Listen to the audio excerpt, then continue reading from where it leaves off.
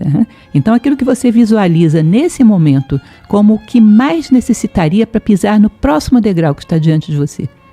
Você coloca esse valor como meta. O nível de ser humano que eu sou nesse momento.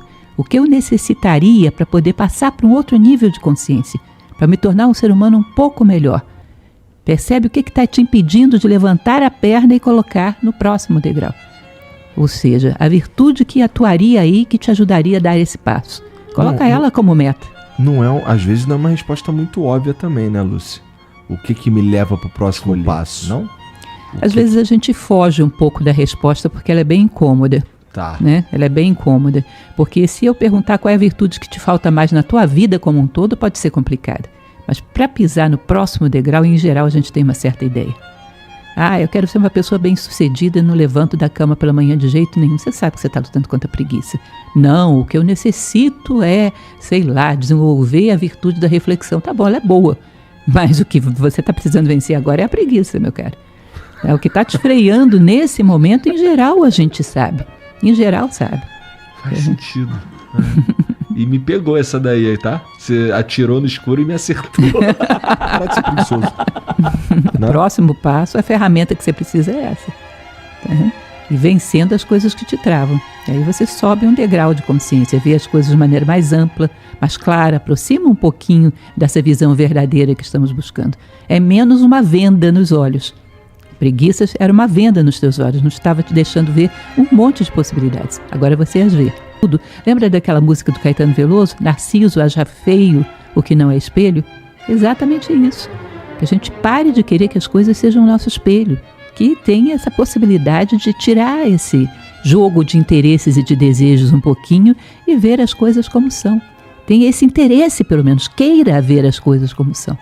Esse é o primeiro passo, né, para que se possa, algum dia, diminuir a nossa dose de desejos, diminuir a nossa projeção sobre as coisas. Você vai ver isso muito na filosofia oriental. Fala-se disso constantemente. A possibilidade de um dia o homem parar de se espelhar nas coisas e ver o que as coisas são e, inclusive, ver o que ele mesmo é, em profundidade. É importante que a gente perceba, voltamos um pouco àquela questão das redes sociais. Uma travessa, um pirex de macarrão. Ele é uma coisa negativa? Ele é uma coisa destrutiva? Claro que não. Serve para a gente servir o nosso macarrão domingueiro, não é isso? Agora, um psicopata, um louco, pode quebrar esse pirex e cortar alguém, produzir uma ferida, produzir talvez até morte, tá? Dependendo da intensidade dessa ferida. Ou seja, a gente não pode julgar o que as coisas são pelo que os homens fizeram com elas. Porque o ser humano tem uma criatividade para distorcer as coisas fora do comum. Não tem nada que a gente ainda não destruiu, né? Nada que a gente já não tenha usado para fins escusos. Isso. Isso é complicado. Mas a religião, como qualquer outra face da pirâmide civilizatória, ela é altamente necessária.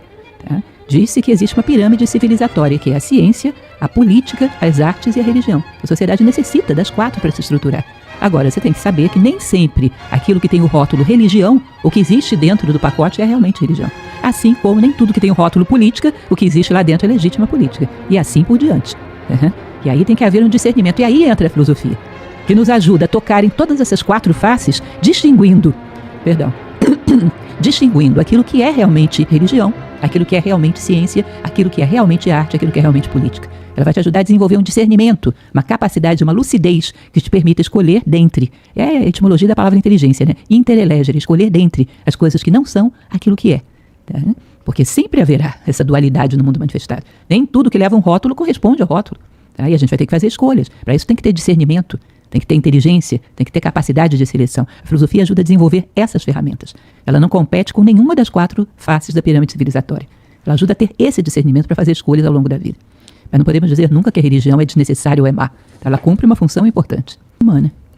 Imagina você o seguinte, que eu estivesse caminhando nessa sala. Estou caminhando aqui. Aí eu te pergunto, Igor, eu estou indo na direção certa ou na direção errada? O que você me perguntaria? Para onde você está indo? Para onde eu estou indo. Aí eu te digo, eu estou indo para a sua prateleira. Agora está certo, né? Agora está errado. E quem não quer ir a lugar nenhum? O que é o certo ou o errado?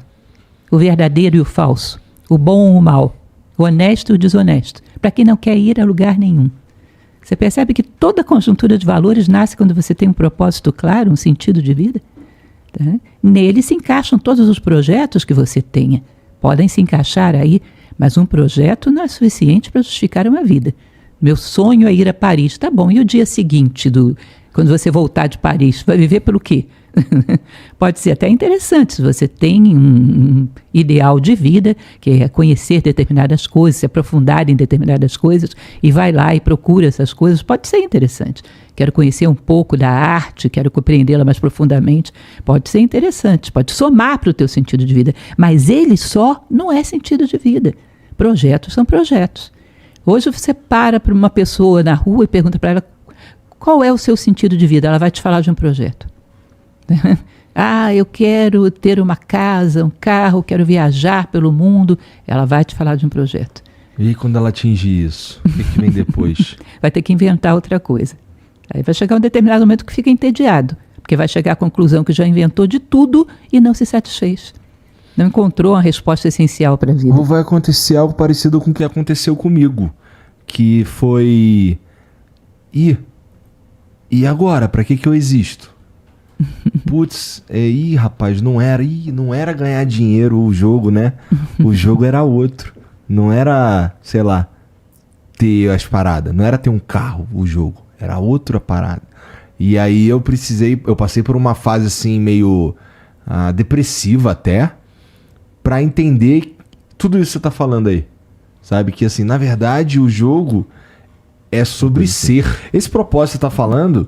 Não estamos falando de um propósito divino, estamos falando de um... valor humano. De um ser humano que parou e pensou e estipulou para si próprio um propósito. Isso. Que não tem contraindicações. Digamos que eu coloque como propósito de vida justiça e fraternidade. No meio do caminho eu descobri que poderia ser também, sei lá, a bondade, a generosidade. Não tem problema nenhum você acrescentar ou substituir, porque a justiça e a fraternidade não podem ter te feito mal. Não tem contraindicações. Então a gente está falando mesmo de umas paradas muito mais práticas do que eu estava pensando. Eu estava pensando em umas, sei lá, o próximo passo eu preciso, transcender tal parada. Não, só preciso parar de ser preguiçoso. Será que existem pessoas onde a preguiça, por exemplo, não é uma venda? Eu acho que todos temos algum grau de todos os defeitos. Mas o problema é, quando eu vejo, eu sei que tenho e cuido, não tem perigo. Se eu chegar para uma pessoa e disser, olha, você é preguiçoso, eu sei, professora, mas eu estou lutando com isso, viu? Estou de olho, estou tentando vencer. Eu não me preocupo com ela. Agora, se você chega para uma pessoa e diz, você é preguiçoso, eu, de jeito nenhum, esse vai se dar mal. Esse vai se dar mal. Todos nós temos a dose de todos os defeitos, porque somos um microcosmo, como diz Platão, né? Um microcosmo dentro do macrocosmo, a sua imagem e semelhança. O problema é as coisas que estão sob o teu controle consciente. E as que não estão. Tá? Como dizia Carl Jung, quando você vira as costas para um problema, ele não deixa de existir, ele te pega pelas costas. Tá? Então, quando temos um controle consciente das coisas, elas não nos pegam mais. Elas ficam ali sob controle. Tá? Mas para você perceber esse tipo de coisa, você precisa estar procurando mesmo, né? Com certeza. Não dá para você... Isso não cai do céu, uma informação como essa, tipo... Você precisa estar mesmo buscando ser um ser melhor, né? Se você não quer capinar o campo, você nunca vai atrás de enxada. Para quê? O que eu vou fazer com enxada? Se eu quero melhorar a mim mesmo, aperfeiçoar a mim mesmo como ser humano, eu vou procurar as ferramentas que servem para isso, porque agora eu tenho alguma coisa para fazer. Se eu não tenho sentido nenhum, por que procuraria? Por que iria atrás dessas coisas? Majoritariamente o teu trabalho está em ajudar os que já, eu vou usar aqui a palavra despertos, ou para ajudar a despertar os demais? Na verdade, como eu te falei, eu não posso despertar os demais, eu posso ajudar no parto daqueles que estão grávidos, né? Posso fazê-lo. Mas quem quiser ouvir, quem tiver interesse, nós estamos falando, jogando as nossas sementes. Pessoas que já têm um nível de questionamento um pouco mais profundo, pessoas que estão incomodadas agora. Tá? A ideia é mostrar como a filosofia pode ser uma ferramenta útil para que você cresça como ser humano, independente do nível de inquietude que você está. E aí pode ser qualquer ser humano, porque ele vai encontrar alguma coisa, alguma ferramenta, algum caminho nas diversas coisas, diversos materiais que existem pelo mundo nesse sentido, mas precisa mesmo desse primeiro passo, precisa mesmo desse despertar, né? Não tem jeito. E, Olhando para o jeito que a gente vive hoje, que você... Existe algum mal que você... Ou alguma maneira, na tua opinião, equivocada que a gente está levando à vida? Olha, disse que o maior defeito do ser humano, a tradição tibetana fala sobre isso, eles chamam de heresia da separatividade, que traduzindo para um bom português seria o egoísmo. O elemento que está por trás de todos os problemas do mundo. Eu te desafio você a encontrar um problema econômico, social, político, de qualquer ordem, pessoal, que por trás não tem escondido o egoísmo. É o egoísmo humano que sempre vai gerar todas as consequências desastrosas que vivemos. E nós vemos uma sociedade que estimula tremendamente o egoísmo. Por trás de todos os defeitos está a heresia da separatividade. Isso já dizia a Voz do Silêncio, o Bardo Todol. Por trás sempre há o egoísmo. E nós não temos uma consciência muito clara de quão egoístas somos. Não temos uma consciência muito clara do quanto isso interfere nas nossas decisões. Tá? Nós temos motivações tremendamente egoístas. Você falou isso aí, eu fiquei tentando pensar em alguma coisa aqui só para responder o teu desafio, mas eu não consegui. Eu tenho procurado há alguns anos, viu? Desde que eu tive contato com essas tradições, eu tenho procurado há alguns anos e realmente não encontrei ainda.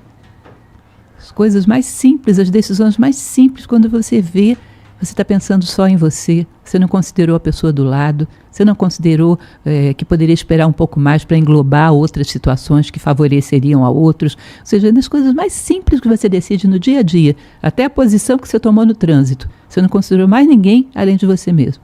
Está entranhado em coisas pequenas o tempo todo. Você já viu o elevador quando abre a porta, que as pessoas que estavam esperando querem entrar antes que os que estavam lá dentro saiam? O que você acha que está por trás disso? Egoísmo. Egoísmo. Eu quero resolver o meu problema primeiro do que você resolver o seu. Avião, aquela coisa engraçada que todo mundo levanta e uns querem passar por cima dos outros na hora de descer do avião. As coisas simples, você encontra egoísmo entranhado em tudo da sua vida. Sentido para a vida, filosoficamente falando, é você colocar, um exemplo bem prático, colocar a sua imaginação naqueles últimos momentos de vida que você vai ter. E imaginar o ser humano que você quer ser aí. E trabalhar para que toda a tua vida some nessa direção. Tá? Eu quero ser um ser humano justo e fraterno. Tá bom, esse é meu ponto de chegada. Que todas as minhas decisões caminhem nessa direção. Tá? Isso é um ideal. Muito legal, na verdade. É um ideal. Gostei dessa ideia. Um ideal que está sempre no campo do ser. Tá? Você pode ter projetos que estão no campo do ter. Ter um carro para quem pretende ser fraterno é bom. Você pode atender várias pessoas. Ter coisas não é mal. Mas não é suficiente para justificar uma vida. Tá? Essas coisas podem ser úteis para um sentido maior.